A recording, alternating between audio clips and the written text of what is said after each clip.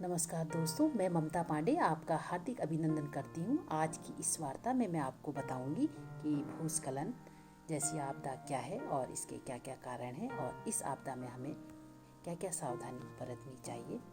अभी कुछ समय पहले हिमाचल प्रदेश के किन्नौर जिले में एक भूस्खलन जैसी प्राकृतिक आपदा आई थी जिसमें काफ़ी लोग मारे गए थे और उत्तराखंड में भी आए दिन ये प्राकृतिक घटनाएं होती रहती हैं जिससे हमारे काफ़ी लोग इसका शिकार होते हैं।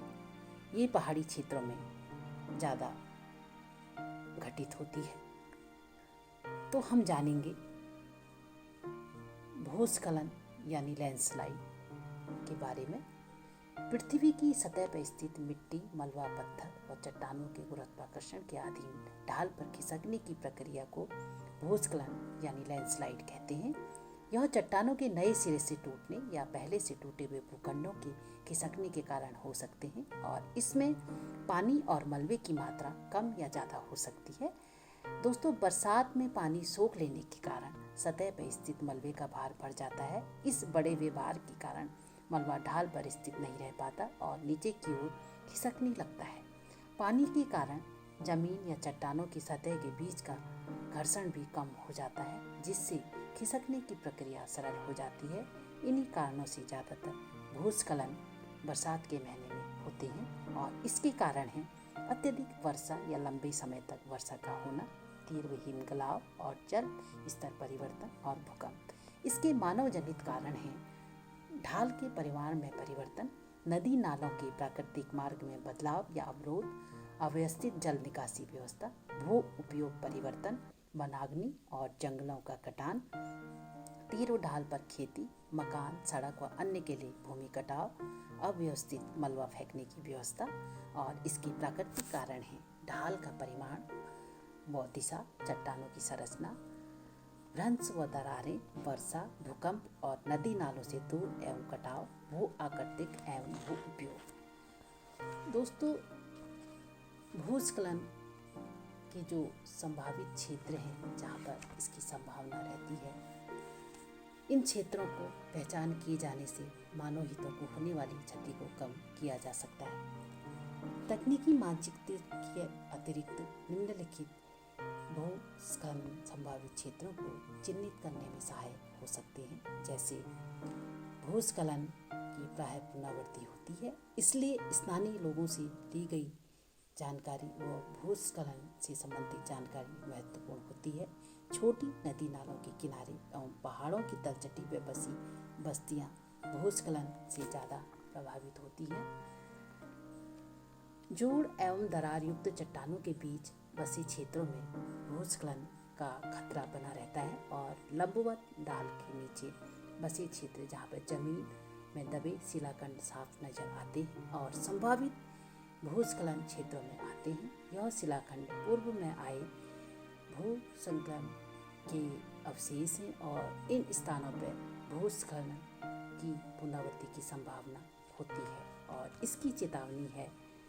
दरारें संभावित क्षेत्र पर कई अचानक भूमि में दरारें दृष्टिगोचर होती है और भूस्खलन के पूर्व में इनकी चौड़ाई बढ़ने लगती है।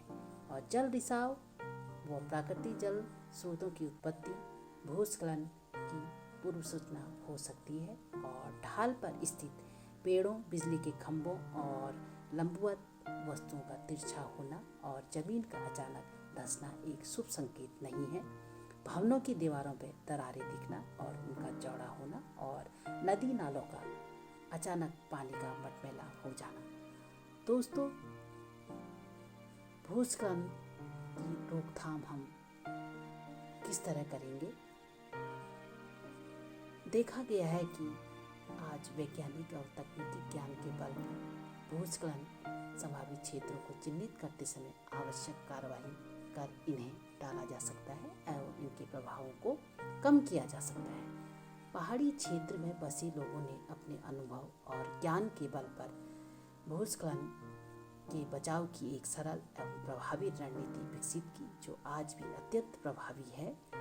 पानी का अनियंत्रित बहाव व भूमि के अंदर रिसाव भूस्खलन का प्रमुख कारण है।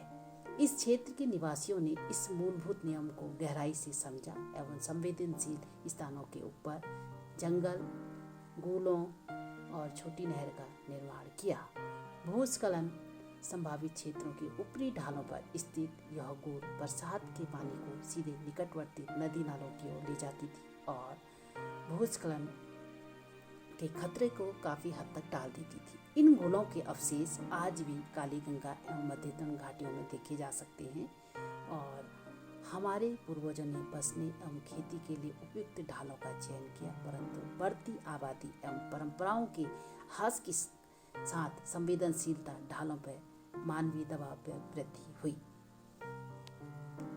इन बातों को ध्यान पर रखते हुए हम अपने परिवारों को भूस्खलन से होने वाली हानि से बचा सकते हैं। जहाँ तक संभव हो उपयुक्त तकनीकी परामर्श के पहाड़ी ढाल के साथ छेड़छाड़ न करें और पत्थर, बजरी आदि निकालने के लिए उपयुक्त स्थान का चयन परामर्शदाता को करने दें और उसके सुझावों के अनुरूप ही खनन कार्य करें।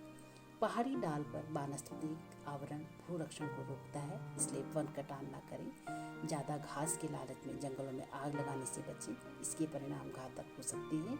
और क्षेत्रों में आए भूस्खलन का लेखा जोखा और छुटपुट पत्थर गिरने की घटनाओं को नज़रअंदाज न करें। मलबे के ऊपर बसने से बचें, ज़्यादा बारिश में ये कभी भी धंस सकता है।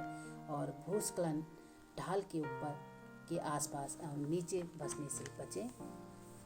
भवन एवं निर्माण कार्य के लिए निकाले गए मलबे को ढाल पर नहीं फेंकें और प्राकृतिक जलधाराओं के समीप कभी नहीं जाएं, यह विनाशकारी हो सकती है। निर्माण कार्य के लिए भराव की आवश्यकता होने पर पहाड़ी पुस्तों का निर्माण करें और निर्माण कार्य के लिए ढाल पर स्थित बड़े पेड़ों को न काटें। अति उत्साहित होकर भूस्खलन क्षेत्र में वृक्षारोपण का प्रयास न करें, यह घातक हो सकती है। इन क्षेत्रों में अपने भार के कारण भारी वृक्ष अक्सर नीचे खिसक जाते हैं, जिसके कारण भूस्खलन की दर में वृद्धि होती है। वन प्रजातियों का चयन करते समय सावधानी बरतें एवं प्रजातियां चुनें जिनकी जड़ें व तनों का अनुपात अपेक्षाकृत अधिक हो। संभव होने पर तकनीकी मार्गदर्शन में जल प्रभाव नियंत्रित करने के लिए उपयुक्त स्थानों पर जाली युक्त पुस्तें बनाएं और ढाल के परिमाण को कम करने का प्रयास करें। और मकान को पहाड़ी ढाल से एकदम चिपका कर न बनाएं और पुस्तों में जल निकासी की समुचित व्यवस्था करें। दोस्तों, भूस्खलन संभावित क्षेत्र में बरसातों में सावधान रहें। लगातार हो रही वर्षा या कुछ घंटों से मूसलाधार वर्षा भूस्खलन को जन्म दे सकती है। बरसातों में एकजुट होकर पहाड़ी ढाल का निरीक्षण करें और किसी भी सतही परिवर्तन की सूचना यथाशीघ्र संबंधित अधिकारी को दें। भूस्खलन संवेदनशील स्थानों पर कभी भी भागना पड़ सकता है, इसलिए मानसिक रूप से तैयार रहें।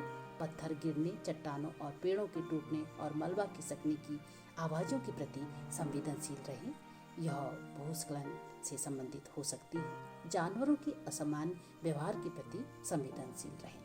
दोस्तों, खतरा भागते ही या फिर चेतावनी मिलते ही सुरक्षित स्थान पर जाने का निर्णय रखें और याद रहे हर पल कीमती है और खोया हुआ पल आपको संभावित खतरे से और अधिक ले जा सकता है। ऐसे में सामान एवं बहुमूल्य वस्तुओं का मोह न करें, यह घातक हो सकता है। सुरक्षित स्थान को जाते समय कभी भी सक्रिय भूस्खलन क्षेत्र को पार करने की चेष्टा न करें, यह आत्मघाती हो सकता है। और लुढ़कते पत्थर, मलबा दिखाई दे तो तुरंत चट्टानों और पेड़ों के पीछे सुरक्षा तलाशें।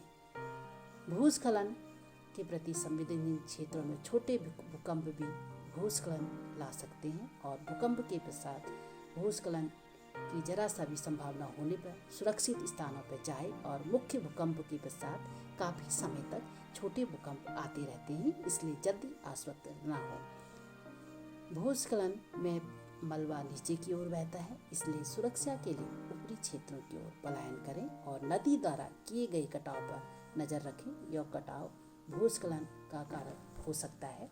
नदी के किनारे पहाड़ों की तलछटी पे बसे क्षेत्र भारी वर्षा के पश्चात अचानक बाढ़ की चपेट में आ सकते हैं। यदि आप नदी के किनारे रहते हैं तो पानी की मात्रा में अचानक आई कमी को किसी गंभीर खतरे की पूर्व सूचना समझें। संभव है कि नदी का प्रभाव किसी भूस्खलन द्वारा बाधित हो सकता है। इस बंध के टूटने पर आप बाढ़ की चपेट में आ सकते हैं, अतः तुरंत ऊपरी ढाल पर सुरक्षित स्थानों की ओर पलायन करें और पानी बहने की अस्वाभाविक आवाज़ों के प्रति संवेदनशील रहें। यह आपको बढ़ते खतरे की सूचना हो सकती है। जंगली जानवरों के अस्वाभाविक रूप से नीचे बस्तियों की ओर पलायन ऊपरी क्षेत्र में बाढ़ का सूचक हो सकता है। भूस्खलन के पश्चात हमें क्या करना चाहिए? भूस्खलन से उत्पन्न मलबे में काफ़ी मात्रा में पानी रहता है। इसके कई भाग दलदल हुए रहते हैं। अकेले इस मलबे के ऊपर विचरण खतरनाक हो सकता है।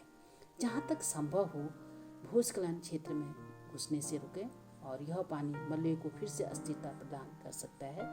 भूस्खलन के पश्चात एकदम से इस क्षेत्र में ना लौटें और इस क्षेत्र को भूस्खलन की संभावना सतत रूप से बनी रहती है, इसलिए विशेषज्ञों को अपनी राय देने दें और बचाव कार्य में मलबा हटाने के लिए भारी उपकरणों का उपयोग आवश्यक होने पर और जहाँ तक संभव हो इस कार्य को प्रशिक्षित व दिशा निर्देश में ही करें। इस तरह अगर हम सावधानी रखेंगे तो लैंडस्लाइड यानी भूस्खलन जैसी आपदा से हम अपने को बचा पाएंगे। जय हिंद, जय भारत।